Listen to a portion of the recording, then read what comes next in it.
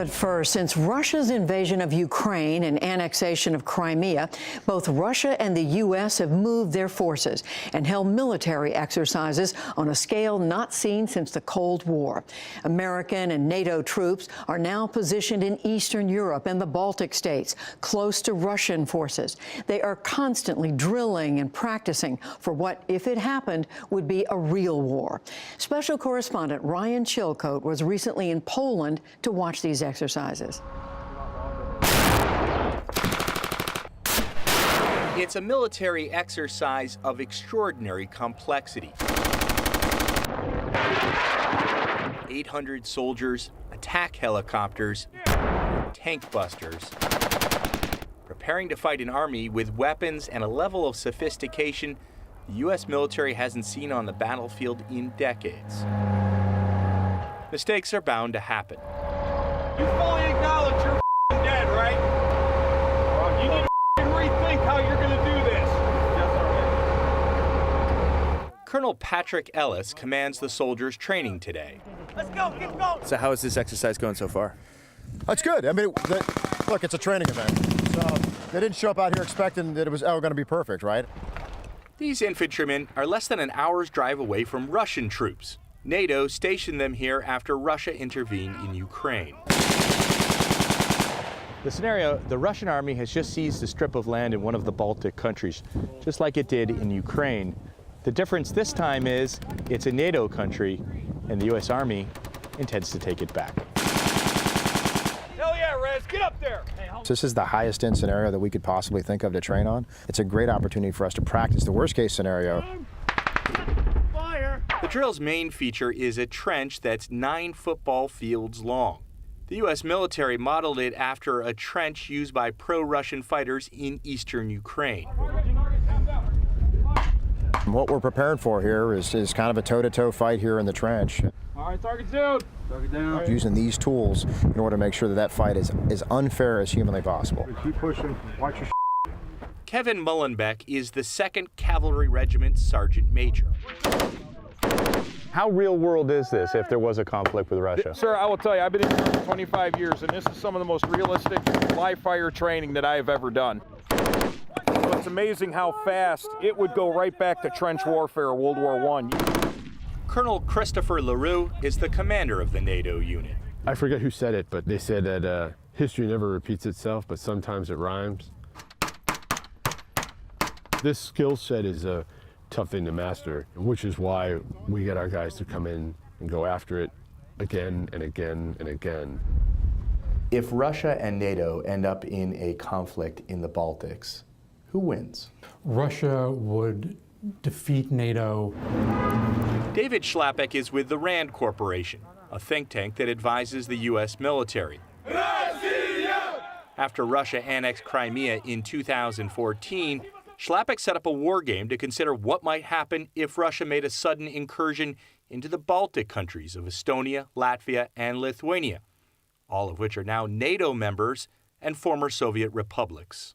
Our analysis is that NATO's forces would be outgunned, outnumbered, and overwhelmed in 36 to 60 hours. Since that initial analysis, NATO has deployed about 4,000 troops to Poland and the Baltics, but RAND's view hasn't changed. The work that NATO has done since then are important symbolic measures that indicate the alliance's commitment, but in terms of actual combat power, they're minimal contributions and make very little difference. One enemy KIA to the right. I think a lot of Americans would be surprised that if Russia and NATO got into a conflict, it would be a land war. A lot of people assume we'd be looking at nuclear war. Escalation to the use of nuclear weapons is one very plausible outcome of any war between Russia and NATO. It's one reason why our work focuses on preventing a war from happening in the first place. Russia talks all the time about use of nuclear weapons.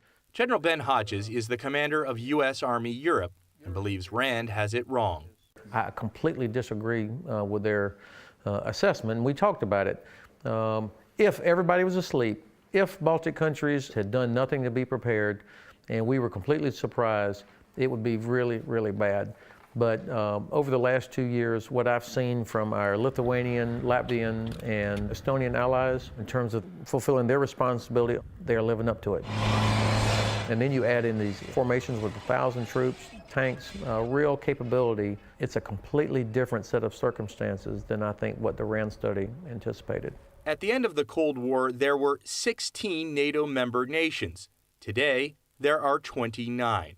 Vladimir Putin says with the collapse of the Soviet Union and its aggressive foreign policy, NATO should have been dissolved, not encroaching on Russia's borders.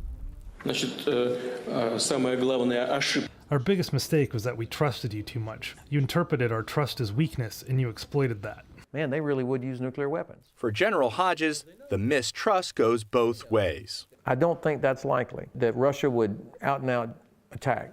Of course, I was wrong. I never anticipated they would attack Crimea or the Donbass in eastern Ukraine. So I'm reluctant to say, well, they would never attack Lithuania. They would never attack Latvia. Using a term not heard much since the Cold War, NATO says it wants to deter Russia from even contemplating an invasion. The goal, make that prospect look painful, with significantly fewer NATO troops. I was a lieutenant here in 1981 in Germany, about 300,000 soldiers in West Germany when it was East and West Germany. Today we have 30,000 soldiers. Our task is to make that 30,000 look and feel like 300,000. The NATO exercises are just the most recent in the tit-for-tat of exercises on both sides of this showdown. In September, Russia conducted what may have been its largest military exercise since the collapse of the Soviet Union, fielding tens of thousands of troops. What was your takeaway from those Russian exercises? Frankly, it's that they're not as good as they say they are. I mean, who hasn't seen the picture of the accidental rocket launch at the VIP stands? Obviously, the guy was flipping knobs, flipped the wrong knob, hit the wrong button. Russia appears to be hitting several buttons, as the colonel learned after a day in the field, returning to his phone that had been hacked. And I turned it on, and it had lost iPhone on it. I'm like, huh, what the heck? So I thumbed through it, and it says somebody is trying to access your iPhone Apple account, and it shows you a picture of a map. And the city in the middle of the map was Moscow. NATO insists that it does not have Moscow in its sights and remains a defensive alliance. NATO wants to say, hey, we're not being offensive, right? We're not trying to expand or do anything. We have just enough force to give you a pause.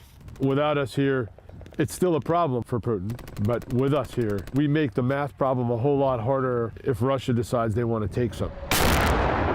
After NATO's exercises in October, the Russian government said it's considering adding troops and missiles near the border.